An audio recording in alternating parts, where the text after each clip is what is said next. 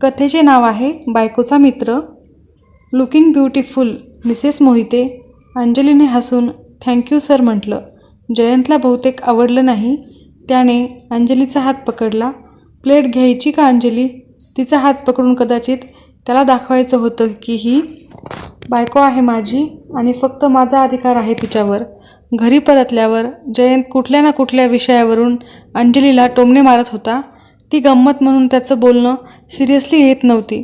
शेवटी त्याला वाटलं हिच्या लक्षात कसं येत नाही, मला राग आलाय. ती आरशासमोर बसून केस मोकळे सोडून कुठली हेअरस्टाईल छान दिसेल म्हणून सारखी एक एक करून बघते. कधी आंबाडा, कधी फ्रेंच नॉट, कधी मोकळे ठेवून बघते. तो आता जाम चिडतो. किती नटतेस आणि ते लिपस्टिक जरा कमी कर. आता मात्र अंजलीला हसायला येत होतं. काय झालं माझ्या राजाला चिडायला? अरे मला डार्कच लिपस्टिक आवडतं, तुला तर माहीत आहे, आणि नेहमीच मी हा शेड वापरते. असं नटायचं. मग कोणी जर म्हटलं लुकिंग ब्युटिफुल तर गोड हसायचं. आता अंजलीच्या लक्षात आलं नक्की याला काय म्हणायचे. अच्छा, कुठून तरी धूर येतोय, काहीतरी जळतंय आणि परत ती हसायला लागते. हे बघ, माझ्या बॉसनी तुलाच कसं ब्युटिफुल म्हटलं ग. आता मात्र अंजलीला राग येतो. म्हणजे म्हणायचं काय आहे तुला? तुला इतकं नटापट्टा करायची काय गरज होती? अगं आपण त्यांच्याकडे पार्टीला गेलो होतो, आपल्याकडे नव्हती. हे बघ जयंत, उगाच गैरसमज वाढवू नकोस. काही लोक स्तुती करताना, सौंदर्य बघताना स्त्री पुरुष लहान मोठं असा विचार करत नाहीत. उलट डोळ्याला भावणाऱ्या वस्तूची, व्यक्तीची भरभरून स्तुती करून आदर व्यक्त करतात. हे आदर वगैरे सब झूट असतं ग. अशा माणसांना तुझ्यासारख्या वेंदळ्या स्त्रियांच्या मनात जागा करायची असते. जयंत, यापुढे मला एकही शब्द ऐकायचा नाही. अंजली तिथून निघून जाते. 2 दिवस होतात पण अंजली जयंतशी एक शब्दही बोलत नाही. खरं म्हणजे त्याला ठाऊक असतं चूक त्याचीच आहे. उगाचच मनात येईल ते बोलून त्याने अंजलीचं मन दुखवलं. तो बाहेर जातो. तिच्यासाठी एक गुलाबाचं फूल आणि एक डेअरी मिल्क आणतो. ती अंगणात बसलेली असते. जयंत गुडघ्यावर बसून कान पकडून, राणी सरकार माफी असावी, आम्ही उगाचच त्रास दिला आपल्याला. फूल आणि चॉकलेट तिच्या हातात ठेवत, हा जुर्माना आता तरी माफ कराल ना? ही नेहमीचीच नौटंकी अंजलीला ठाऊक असते. तशीच ती गोड हसते. चॉकलेटचं रॅपर काढून त्याचे 2 तुकडे करते. एक त्याला आणि एक ती घेते. दोघंही एकमेकांना भरवत कट्टी बोलायला लागते. गुरुवारी दोघेही सायंकाळी देवळात दर्शनाला जातात. घरापासून जवळच म्हणून चालत गेल्याने जरा पायालाही व्यायाम होतो. दर्शन घेऊन घराकडे येऊ लागतात. इतक्यात मागून कोणीतरी आवाज देते. अंजली. आवाज ओळखीचा असतो. ती वळून बघते. तिच्या मागे निशांत उभा असतो. अंजलीला खूप आनंद होतो. अरे तू इथे? कधी, कसा? ए वेडाबाई, आधी दम तर घेशील सांगतो. माझी ट्रान्सफर झाली इथे. ते समोरचं अपार्टमेंट आहे ना, 3rd फ्लोअर, फ्लॅट नंबर 25. मला माहीत होतं तू पुण्यात आहेस, पण अशी घराजवळच भेटशील असं नव्हतं वाटलं. कुठे राहते? ती बोटाने घराचा रस्ता दाखवते. बाजूला असलेल्या जयंतवर तिचं लक्ष जातं. अरे मी ओळख करून द्यायची विसरले. हे माझे मिस्टर जयंत मोहिते. नमस्कार, मी निशांत गोडबोले, अंजलीचा बालमित्र. जयंतला मित्र म्हटल्यावर जणू एखादी बंदुकीची गोळी काळजातून आरपार शिरावी तसं वाटलं त्याला. नमस्कार. तेच जयंत कचरत प्रतिप्रश्न करतो. नाही, बायको आणि मी. बाकी आई बाबा गावाकडे असतात, पण काही दिवसातच छोटा नवीन पाहुणा येणार आहे आमच्याकडे. म्हणजे तू? हो, रेवतीला 8वा महिना सुरू आहे. बेड रेस्ट सांगितली डॉक्टरांनी. बरं, येईल मी भेटायला. दोघांचं बोलणं ऐकताना जयंतची मान दुखायला लागते. तो फक्त बघत असतो. शेवटी निघायचं काय? अंजली इतकं बोलून टाकतो. बरं निशांत, येईल मी घरी. चल बाय निशांत. दिसायला अतिशय देखणा, उंच, रुबाबदार, बोलक्या डोळ्याचा. घरी आल्यावर जयंतने आरशात बघितलं आणि छाती फुगवली. पोट आत घेतलं. केसावरून हात फिरवत स्वतःशीच, केस जरा पांढरे दिसतात, बाकी तर हँडसम आहे मी. हसत बिछाण्यावर पडला. ऑफिसमधून आल्यावर दाराला कुलूप दिसलं. त्याने त्याच्याजवळ जाऊन किल्लीने कुलूप उघडले. तो येऊन 1 तास झाला तरी अंजली आलेली नव्हती. तिला फोन करावा का? कुठे जाणार आहे सांगितलं पण नाही. घरातच तो चक्रा मारतो. नजर खिडकी बाहेर जाते. निशांत अंजलीला घरापर्यंत सोडतो आणि निघून जातो. बेल वाजते. सॉरी उशीर झाला थोडा. तू चहा घेतलास? थांब मी बनवते.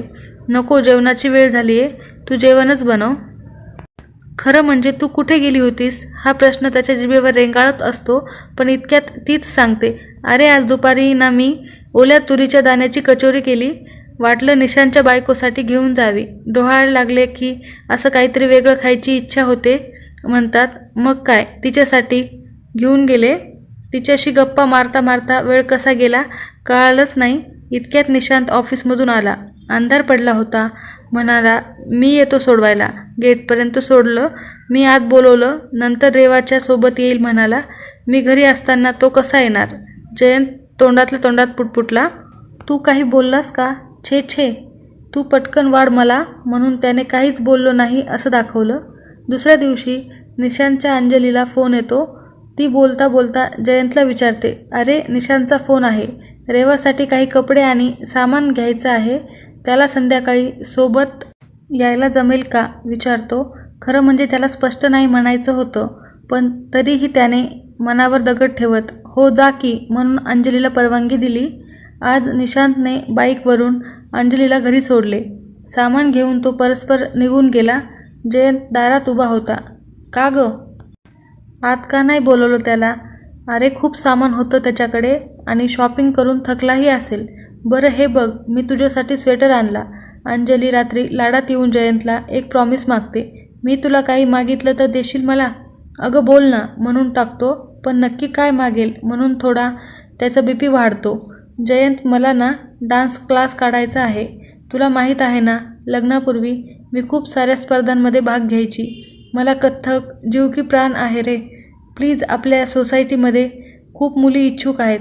माझा वेळही जाईल आणि मला क्लासचं स्वप्न पूर्ण होईल. जयंतने तिला होकार देतो. रोज 5 ते 7 ती नृत्य शिकवायला जाते. एक वेगळी चकाकी तिच्या चेहऱ्यावर येते. ती भरभरून हसते. एका नॅशनल इव्हेंटमध्ये तिला आणि तिच्या ग्रुपला पहिलं बक्षीस मिळतं. तिला व्यासपीठावरून बोलवून 2 शब्द बोलण्याची विनंती केली जाते. ती तिच्या यशाचं श्रेय निशांतला देते.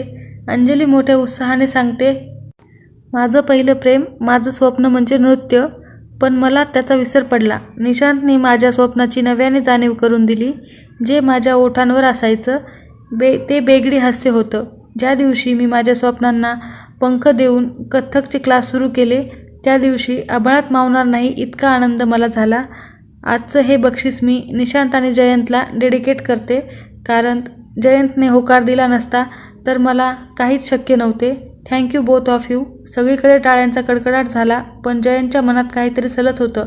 तो गाडीत एक शब्दही तिच्याशी बोलला नाही. ती एकटीच बोलत होती. हा मात्र नाही तुटक उत्तर देत होता. सकाळी डबा न घेताच तो निघून गेला. अंजलीने कितीतरी फोन लावले, पण तो उचलत नव्हता. त्याच्या मनात काहूर माजली होती. तुझ्या यशाचं जर त्याच्या हातात असेल तर माझं नाव फक्त बरं दिसावं म्हणून घेतलं का. मित्र म्हणे, एक स्त्री पुरुष शेवटपर्यंत कधीच मित्र बनून राहू शकत नाही. तो ऑफिसमधून सरळ निशांतच्या घरी गेला. बेल वाजवली. निशांतच्या बायकोला तो सगळं सांगणार होता. अगदी जिभेवर लावा तापला होत. रेवतीला यायला वेळ लागला. त्याने वारंवार एकामागून एक अनेकदा बेल वाजवली. अवघडलेल्या अवस्थेत रेवतीला घाईने चालणे शक्य नव्हते. तिला जाम राग आला. दार उघडताना ती भडकलीच होती. दार उघडत नाही म्हणजे कोणी कामात असेल इतकी पण अक्कल नाही का. कोणी अशी बेल वाजवतं का. जयंत क्षणभर तिच्याकडे बघत राहिला. शब्दांचे बाण मारून झाल्यावर तिच्याही काहीतरी लक्षात आलं. ए तू रेवती, ओळखलं नाहीस का. अरे जयंत, तू माझ्या घरी. मला कळतच नाही, ती आश्चर्याने विचारते. अगं मी ना म्हणजे इकडे हा निशांतला भेटायला आलो होतो. तो ऑफिसमधून यायचा आहे, तू ये ना आत. रेवती मिश्किलपणे हसत म्हणते. मला आधी वाटलं माझा शोध घेतच इथे आला तो इथपर्यंत. काहीही काय, लग्न झालं माझं आणि तुझ्यापेक्षाही सुंदर गुणवान बायको मिळाली मला बरं का. तू ओळखतेस तिला, अंजली. अय्या, निशांतची बालमैत्रीण. मग मान्य आहे, खरंच खूप छान आहे ती. माझ्यासाठी शॉपिंग करायची होती, मी जाऊ शकत नव्हते. मग याला अंजलीला फोन लावायला सांगितला. जयंतला स्वतःच्या विचारांची लाज वाटायला लागली. काय विचार केला होता मी. नशीब तिला काही बोललो नाही. तो मनातल्या मनात विचार करत होता. सगळी शॉपिंग मस्त केली तिने, पण तुला कसा होकार दिला रे तिने. बरं झालं बाबा, किती फिरायचा रे माझ्या मागे. शेवटी जेव्हा मी सांगितलं माझं दुसऱ्या कुणावर प्रेम आहे, तेव्हा पिच्छा सोडलास. आणि तो कोणीतरी निशांत होता बरं का. इतक्यात अंजली तिथे येते. अरे तू इथे कसा? आता मात्र जयंतची गोची होते. काय सांगणार की निशांतच्या बायकोला तुम्हा दोघांविषयी सांगायला आलो होतो. अगं निशांतला थँक्यू म्हणायला आलो होतो आणि योगायोगाने रेवतीशी भेट झाली. अंजली ही माझ्या कॉलेजची मैत्रीण. रेवती हसायला लागते. अरे लाजतो काय? सांग ना की एक जमाने में मी दिवाना होतो तिचा. जयंत खरंच? म्हणून अंजली हसायला लागते. नाही ग, असं काही नव्हतं. बरं आज काहीतरी सेलिब्रेशन व्हायला पाहिजे. निशांत येईलच, आपण एकत्र जेवण करू. रेवती आणि अंजली किचनमध्ये जेवण बनवतात. बाहेर हॉलमध्ये निशांत आणि जयंत दोघेच. जयंतला त्याच्या नजरेला नजर भिडवायची धाडस होत नव्हती, कारण मनात गिल्ट होतं. पण त्याला सगळं सांगून मनाने साफ मैत्रीचा हात पुढे करायचं त्याने ठरवलं. निशांत सॉरी, अगदी मनापासून. पण कशासाठी? निशांतने विचारले. मी तुमच्या दोघांच्या निखळ मैत्रीवर संशय घेतला. खरं म्हणजे माझा अंजलीवर विश्वास आहे, पण आपल्या समाजात एक स्त्री आणि पुरुष यांची मैत्री कधीच टिकत नाही. एकाचा तरी स्वार्थ असतो. माझं अंजलीवर खूप प्रेम आहे. तू आलास आणि वाटलं ती माझ्यापासून दुरावेल, पण मी चुकीचा विचार केला. खरं म्हणजे मैत्रीत वय, स्त्री पुरुष, लहान मोठा असा भेद नसतो. दोन व्यक्ती सच्चे असतील तर त्यांची मैत्री शेवटच्या श्वासापर्यंत टिकते. पण आता मन स्वच्छ झालं. पण एक प्रॉमिस कर, तू हे अंजलीला कधीच सांगणार नाही, नाहीतर तिच्या नजरेतून मी कायमचा उतरेन.